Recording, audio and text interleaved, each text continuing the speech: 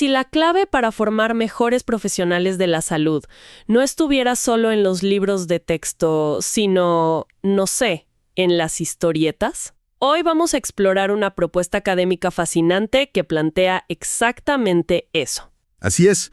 Tenemos sobre la mesa un artículo teórico de la revista científica TSUP, escrito por Raquel del Valle Peña Peinado. Y bueno, propone un modelo bastante innovador para usar el cómic como una herramienta didáctica. La idea es aplicarlo para fomentar el pensamiento crítico, el pensamiento reflexivo, en estudiantes de fisioterapia de un instituto específico, el Instituto Universitario de Tecnología Elías Calixto Pompa, o ITKP, en Venezuela. Lo que me llama la atención es que no es solo usemos cómics, sino que articula la narrativa gráfica, la inteligencia artificial y un rol completamente nuevo para los docentes. Exacto. Lo que queremos entender hoy es cómo funciona realmente esta mezcla. O sea, si de verdad esta combinación podría transformar la manera en que se prepara a los futuros fisioterapeutas para esos escenarios tan complejos que van a enfrentar en el mundo real. De acuerdo. Empecemos por el principio. ¿Cuál es el problema de fondo que busca resolver esta propuesta? Es decir, ¿qué es lo que no está funcionando con la enseñanza tradicional que haga necesario pensar en algo como los cómics? Mira, el artículo parte de una premisa muy clara. Los métodos tradicionales, como la típica clase expositiva donde el profesor habla y los alumnos escuchan, son buenos para transmitir información, sí, pero dejan muy poco espacio para desarrollar habilidades de pensamiento de orden superior. La práctica clínica real, la que se van a encontrar al salir, exige lo que el texto llama un pensamiento multidimensional. Pensamiento multidimensional. Suena complejo. ¿Podemos traducirlo a algo más concreto? ¿Qué significa para un fisioterapeuta en su día a día? Claro. Imagina un paciente, un señor mayor que no sigue su plan de ejercicios en casa, después de una operación de cadera. El pensamiento tradicional, más lineal, se preguntaría, ¿no entendió las instrucciones? Se las explico de nuevo. Lo lógico, ¿no? Sí, pero el pensamiento multidimensional va mucho más allá. Se pregunta, ¿este señor vive solo? ¿Tiene miedo a caerse si hace los ejercicios sin supervisión? ¿Le deprime no poder moverse como antes y por eso no tiene motivación? ¿O quizás su cultura valora el estoicismo, el aguantar, y siente que pedir ayuda es una debilidad? De repente el problema ya no es solo físico. Entiendo perfectamente. Es pasar de ver un caso de cadera a ver una persona completa, con todo su contexto social, emocional y cultural. Exactamente.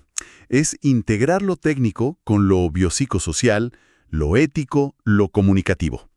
Y el artículo subraya que esto es especialmente crucial en un entorno como el venezolano, que puede tener recursos limitados y poblaciones muy diversas.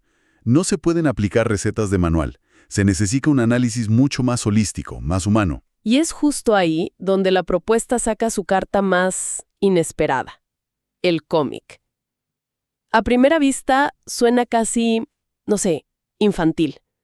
¿Cómo puede una historieta enseñar algo tan profundo como ese pensamiento multidimensional? Bueno, es que lo fascinante aquí es la naturaleza del cómic. Combina imagen y texto, y esa dualidad es increíblemente poderosa.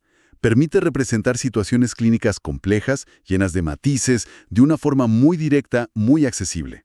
No es solo leer sobre un caso, es verlo. ¿Te refieres a que es más fácil conectar emocionalmente? ¿Algo así? Justo a eso voy. Una viñeta puede mostrar la mirada de un paciente con dolor crónico, o la frustración en el rostro de un familiar. Esa carga emocional es casi imposible de transmitir con la misma inmediatez en un párrafo de texto. Y es esa conexión la que obliga al estudiante a pensar más allá del protocolo, a activar la empatía.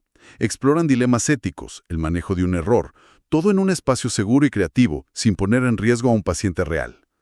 Esto me lleva a una pregunta. Suena muy bien en teoría, pero ¿hay alguna evidencia de que esto funcione? ¿O es una idea completamente nueva? No, y eso es un punto fuerte del artículo. No parte de cero. Cita, por ejemplo, una experiencia en la Universidad de Almería, en España, donde usaron cómics y vieron que los estudiantes mejoraban notablemente en habilidades blandas, como la escucha activa o la toma de decisiones en equipo. Espera, eso es clave, porque demuestra que no es una fantasía teórica. Pero, al mismo tiempo me pregunto, ¿es comparable el contexto de una universidad española con el de un instituto venezolano? ¿El artículo aborda esa posible diferencia? Es una excelente pregunta. No hace una comparación directa, pero sí lo considera implícitamente al proponer un modelo flexible. De hecho, para reforzar la idea del poder de lo visual, hace una analogía interesante con otro estudio, sobre flashcards digitales bilingües en anatomía veterinaria. No tienen nada que ver con fisioterapia, pero demostró que lo visual y lo interactivo mejoraban la motivación y la comprensión. La tesis es que si funciona para la anatomía, un principio similar puede aplicarse para la complejidad humana en la fisioterapia. De acuerdo, entiendo el poder del cómic. Pero crear estas historietas suena a un trabajo artístico enorme. Se necesita tiempo, talento. Supongo que aquí es donde la tecnología juega un papel clave, ¿cierto? Totalmente. La propuesta no es volver al papel y al lápiz. El segundo pilar es la inteligencia artificial. Actúa como una gran facilitadora, digamos. Puede potenciar el uso del cómic de varias maneras. Por ejemplo, generando escenarios clínicos personalizados, o analizando las reflexiones que los estudiantes escriben sobre una viñeta para darles retroalimentación inmediata. Un momento. ¿Estamos diciendo que los propios estudiantes y profesores podrían generar viñetas de calidad profesional con estas herramientas, aunque no sepan dibujar? Exactamente, el artículo incluso muestra una viñeta de ejemplo creada con la ayuda de Copilot. Esto elimina una barrera de entrada enorme. Y lo más importante es que se enfoca en herramientas que son accesibles y en muchos casos gratuitas en Venezuela. Menciona a Copilot, DeepSeek, Gemini. Esto hace que la propuesta sea realista, sostenible en su contexto. Eso es fundamental. Ahora, tenemos el cómic como herramienta y la IA como facilitador. Mencionaste un tercer pilar. Sí, y es quizá el más importante, el rol del docente. El modelo no funciona si el profesor simplemente entrega un cómic y ya está. Exige que adopte una mentalidad de investigador en el aula. Suena a que le estamos pidiendo al profesor que sea, además de docente, un investigador. ¿Qué implica eso en la práctica? Implica que el docente se convierte en un diseñador y un analista de su propia práctica. No solo aplica una técnica. Es quien diseña las secuencias con los cómics, observa atentamente el impacto que tienen, recoge evidencias de cómo están aprendiendo o por qué no lo están haciendo. Y con base en eso, ajusta su estrategia constantemente. O sea, es un ciclo de prueba y error, pero de forma sistemática. Exacto. Es un ciclo de investigación-acción. El objetivo es la mejora continua y, sobre todo, la adaptación al contexto específico de los estudiantes del ITCP. No se trata de importar un método enlatado, sino de construirlo y refinarlo desde adentro. Bien, los tres pilares están claros: cómic, IA y el docente investigador. Entonces, ¿cómo se orquesta todo esto? ¿Cómo se llevaría a la práctica? El artículo propone un modelo muy estructurado, ¿verdad? Sí, no deja nada al azar. Propone un sistema articulado en 5 fases. La primera es la fase diagnóstica. Claro, antes de construir hay que conocer el terreno. Me imagino que se trata de evaluar a los estudiantes. Justo, se evalúan sus competencias previas, no solo en conocimientos de fisio, sino en habilidades como la lectura crítica. La idea no es segregar, sino entender el punto de partida de cada grupo para poder personalizar la estrategia. Es como hacer un diagnóstico del propio estudiante antes de empezar. Tiene todo el sentido. Y una vez que se tiene ese mapa, ¿cuál es la segunda fase? La segunda es el diseño colaborativo. Y esto es muy potente. Estudiantes y docentes trabajan juntos para crear los cómics. Se basan en casos clínicos reales, siempre anonimizados, claro, y entre todos deciden cómo representarlos. Espera, ¿los propios estudiantes ayudan a crear el material? Pero, ¿no se corre el riesgo de que, sin la experiencia clínica completa, propongan escenarios poco realistas? Es un riesgo, sí, pero el artículo lo presenta como una ventaja. El rol del docente es guiar ese proceso. El propio acto de discutir cómo representar una situación, qué dilema mostrar, cómo dibujar la expresión de un paciente, ya es formativo.